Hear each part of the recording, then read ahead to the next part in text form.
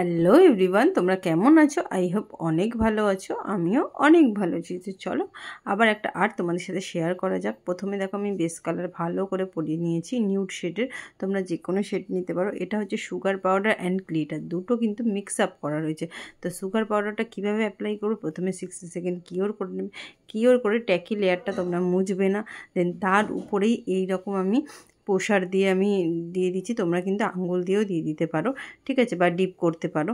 আমি এইভাবে দিয়ে দিচ্ছি। দেখো একটা গ্লিটার এফেক্ট আসবে ওর মধ্যে, ঠিক আছে, একটা গ্লিটার এফেক্ট আসবে। তারপরে দেওয়ার পরে ওটা ডাস্ট অফ করবে, মানে ঝেড়ে নেবে ভালো করে, সব জায়গায় দেবে। যেই ফিঙ্গারে তোমরা করতে চাইছো সেই ফিঙ্গারে ডাস্ট অফ করে নেওয়ার পরে তারপরে কি করবে দেখো, তারপরে টপ কোট দিয়ে দেবে। টপ কোট দিয়ে সেটাকে 60 সেকেন্ড কিওর করবে। কিওর করে নিলে কিন্তু তোমাদের আর্ট রেডি। যারা ইজি প্রসেসে করতে চাইছো বা হাতে টাইম নেই তাদের জন্য এই আর্টটা। তো যারা যারা এখনও আমার পেজটাকে ফলো করোনি, তাড়াতাড়ি করে ফলো করে নাও এরকম টিপস আর ট্রিক জানার জন্য। তো এই আর্টটা কেমন হয়েছে প্লিজ কমেন্ট বক্সে কমেন্ট করে বলে যাও। চলো টাটা।